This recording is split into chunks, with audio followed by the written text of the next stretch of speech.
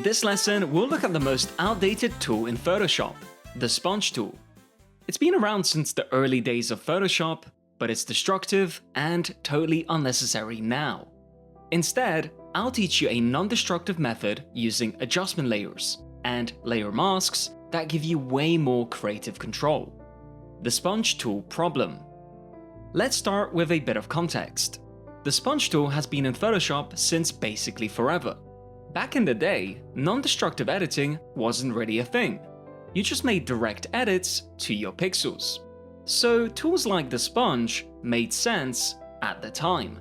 In this quick demo, I will show you what I mean. And for this part, you don't need to follow along. We will start with a flat image of this girl smiling, and then proceed to find the sponge tool in the toolbar on the left. As I hover my cursor over the image, we can see that it's crossed out. The reason for this is because the sponge tool only functions on rasterized layers.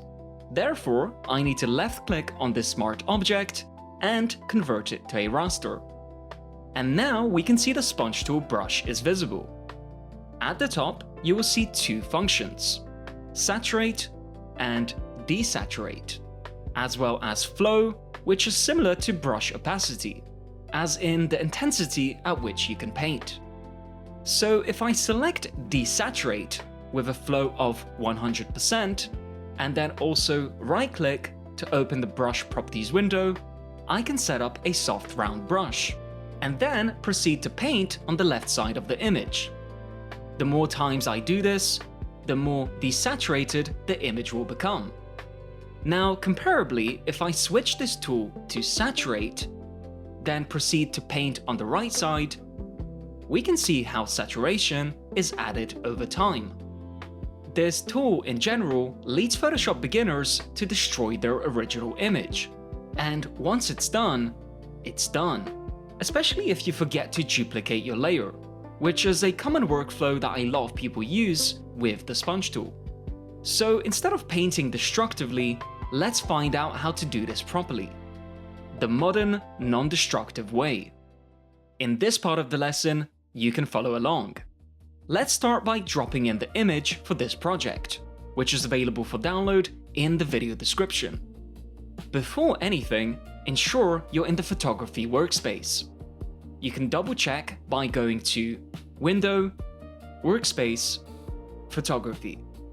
And let's start by unlocking this layer by selecting the padlock icon beside it. Then add a hue saturation adjustment layer by selecting this icon. And in the properties window, clip it to the image layer by selecting this icon. Now set the saturation to -100. Effectively, this adjustment layer will act as the desaturate function in the same way as the sponge tool.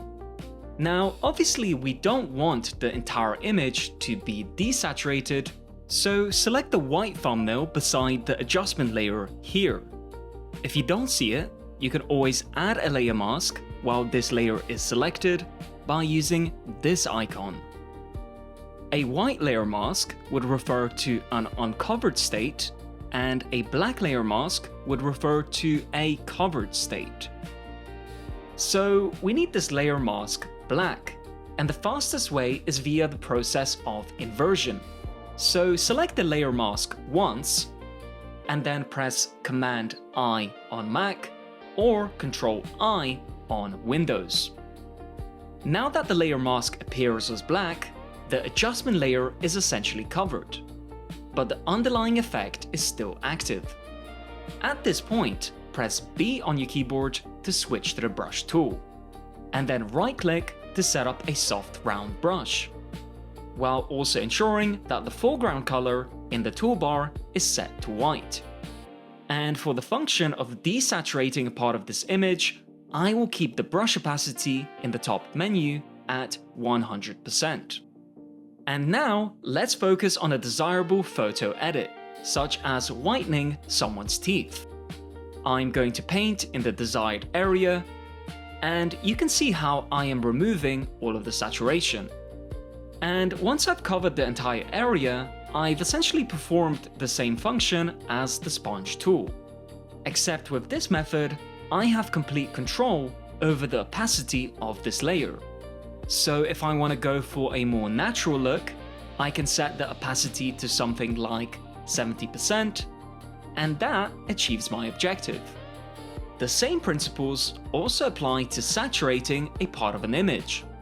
I can add an additional hue saturation adjustment layer, clip it in the properties window, then set the overall saturation to 100%. And again, I can select the layer mask, invert it with Command I on Mac or Control I on Windows. Then switch to the brush tool using B on my keyboard, ensuring that my foreground color is set to white. However, this time making sure that the brush opacity is relatively low, such as 20%, as we want to gradually increase the color in certain parts of our image. Now, if I paint, we can see how saturation is added over time. So, we've done two things. We've removed color and we added color, both without touching the original pixels, and all of this is contained in our adjustment layers. This is why non-destructive editing is the future, and the sponge tool should be left behind. So now, the question is, are you ready for the next lesson?